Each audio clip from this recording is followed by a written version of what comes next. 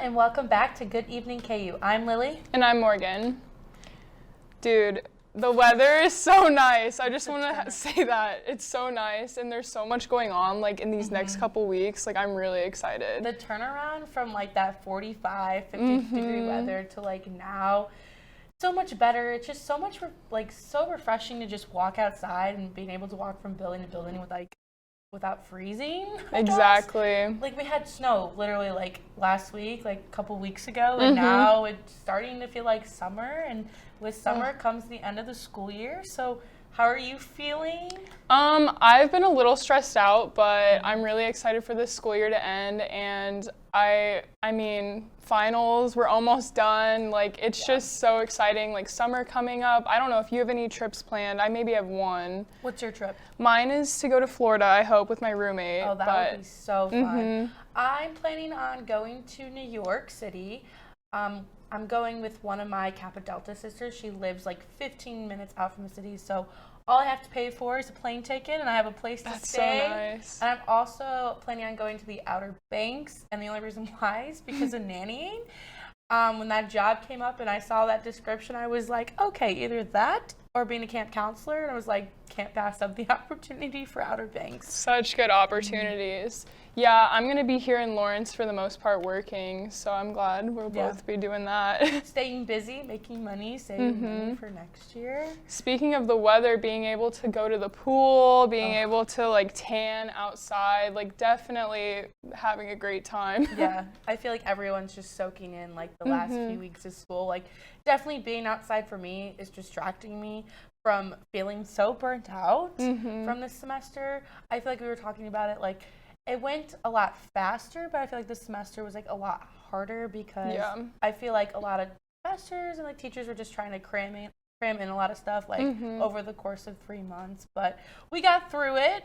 Yep. So that's the good thing. Exactly. Yeah, first semester definitely went by super slow. I'm glad that this semester is going by fast, but it's kind of sad because I'm going to be a junior next year. Wow. And that's so crazy because I remember freshman year before COVID, like, such a baby, like, and now I'm going to be a junior. That's crazy. One more So year sad. away from senior I know, year. I'm scared. So with talking about COVID, like, do you think it's gonna be like normal next year? Like, what do you like? I don't think know, with the 'cause mask mandate and I feel like definitely a lot of people vaccinated, and hopefully that we have, you know, classes in person. Hopefully that they stay with that and we continue, like, we are able to do that.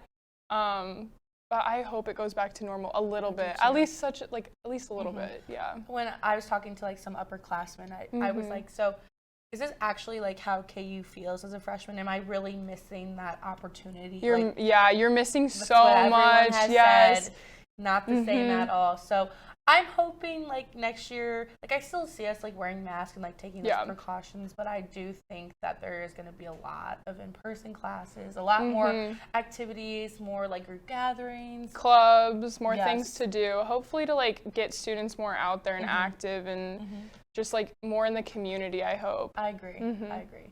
So I think that's it for now. We're going to take a break and we'll be back.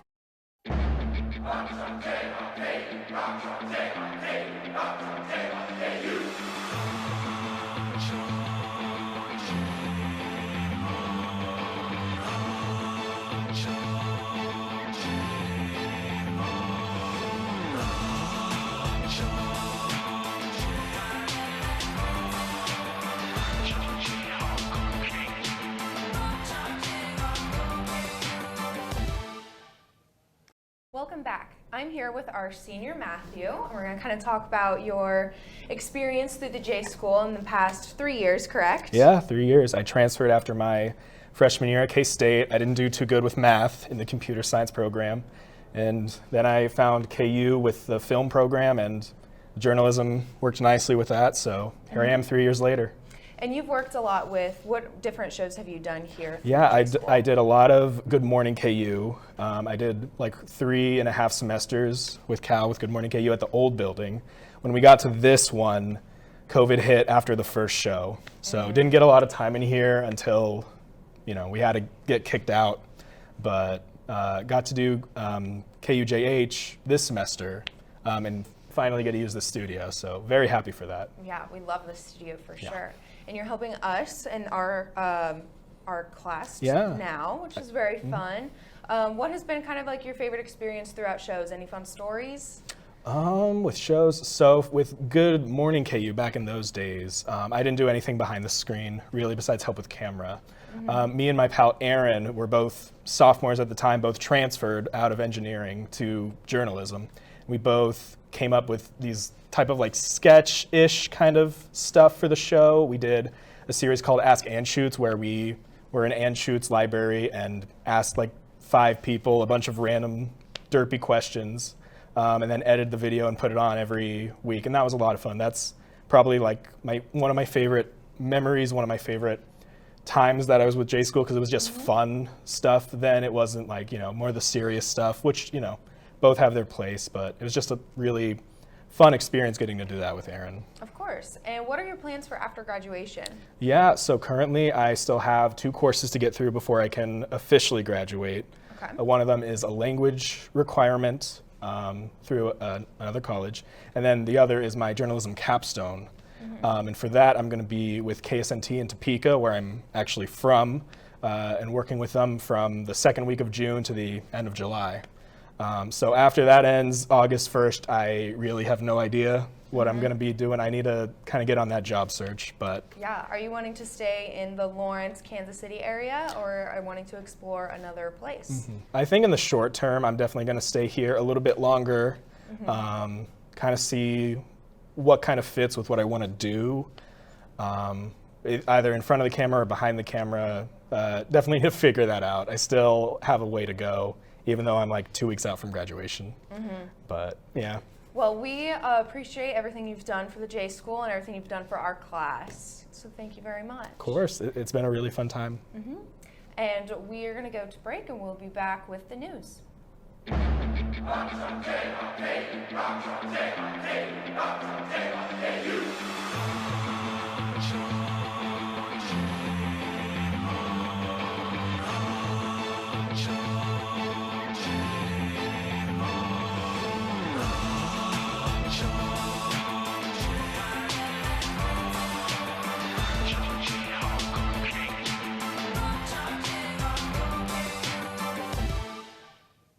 Welcome back. I'm Katie.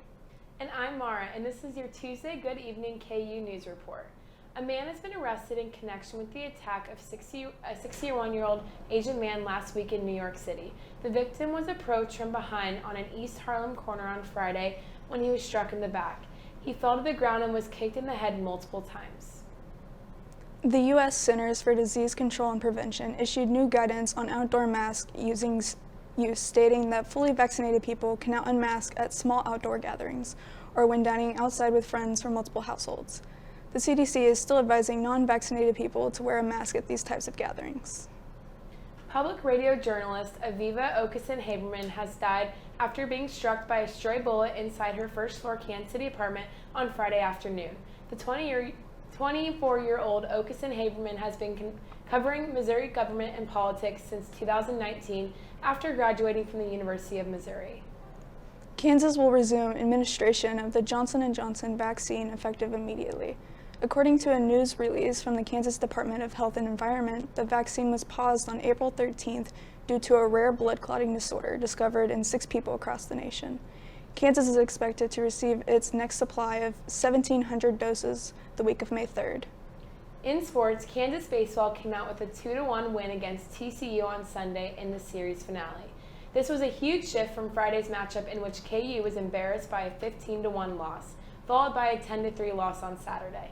The next 12 games are at home, beginning with a 2-game series against Sacramento State today and tomorrow. The Jayhawks will then host North Dakota State over the weekend. The bats were silent for the softball team in Texas last weekend. KU scored only 10 runs and lost all 3 games to the number 9 ranked Texas Longhorns. The Jayhawks are now 22-20 for the season, but just 2-10 in Big Ten conference play. Next up for Kansas is a return trip to Texas to take on Baylor next weekend in Waco. The men's and women's track and field teams were in Arkansas last weekend for the John McDonnell Invitational. Freshman Victoria Gorlava won the triple jump with a personal best mark of 42 feet 8 1/4 inches. She also placed 4th in the long jump. KU will host the Rock Chalk Classic this Friday and Saturday at Rock Chalk Park. And the rowing team christened a new boat last week, and it's called the Morning Fog.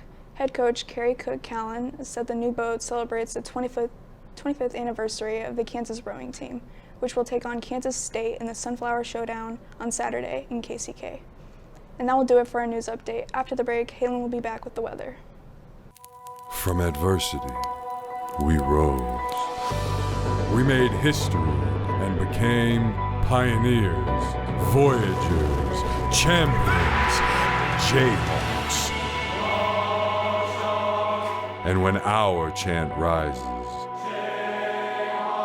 haunting and hallowed, Jayhawks are telling the world what's near. Victory. Good evening, Jayhawks. My name is Taylor White here with your full KUJH weather update for this evening. A couple of the headlines we're going to be talking about today. Temperatures are finally climbing this week. On and off rain showers are also in the forecast for tonight and tomorrow, and we're going to see another phenomenal weekend ahead. But stepping outside right now, we are currently pretty nice outside. Lawrence at 79 degrees, Leavenworth 79. Most of the Kansas City metro area is experiencing above 70s, although mid 70s as you get down to Ottawa. But other than that, it is pretty nice outside. And Satellite 2 is also showing us, or right now, we're currently at 79 degrees with increasing clouds and winds from the south at 10 to 15 miles per hour. So a little breezy, but not too bad. And Satellite is also showing us that the increasing clouds moving into our area as we're seeing storms starting to fire up towards the Texas Panhandle and slowly moving into our area for this evening. And once we get, and also radar 2, we are picking up a little bit of precipitation, nothing in the area yet, but it's still, we're keeping an eye on it. And again, just kind of keeping an eye on it, and going to be watching it closely as we get into the evening hours. But right now, or at 5 o'clock, we're going to be at 81 degrees and slowly dropping down to about the 60s when we get to 11 o'clock. And again, those clouds are increasing. And once we get into later tonight, more after midnight into the early morning hours of Wednesday, we're going to be seeing thunderstorms. And some of these could be potentially severe, but these storms could be bringing large hail and damaging winds. And even an isolated tornado is not out of the radar or out of the chance. But here's our future radar right now, and I don't think it's playing at the moment, but again, as I mentioned, these storms are going to be moving towards towards 2 to 3 in the morning and going to be continuing on and off throughout the day on Wednesday. And here's our our area of risk. We actually just got updated to a slight risk right around 12 o'clock today. And again, as I mentioned, the risk we are going to be seeing tonight is large hail, damaging winds, and very, very low isolated risk for tornado and a low risk for flash flooding. So definitely want to keep an eye on that. Staying tuned with your local weather stations and keep an eye on those for tonight. But tomorrow, again, as I mentioned, we are going to be at, those on and off showers are still going to be continuing, and we're going to be sitting at a high of 73 degrees and winds from the southeast at 10 to 15 miles per hour. And precipitation chance also at 70% as well. And going into the rest of the week, those showers, as I mentioned, are still sticking around going into a little bit Thursday morning, but under that, it's going to clear out and it's going to be pretty nice for Thursday. And then going into the weekend, as I mentioned previously, it is going to be phenomenal. 80 degrees for Saturday and Sunday.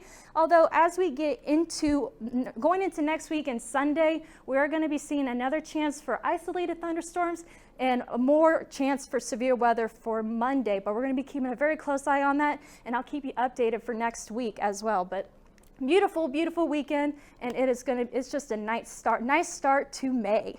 That is all I have for this week's weather forecast. Thank you for tuning in to Good Evening KU tonight. We will be back next week. Have a good evening and stay safe, Jayhawks.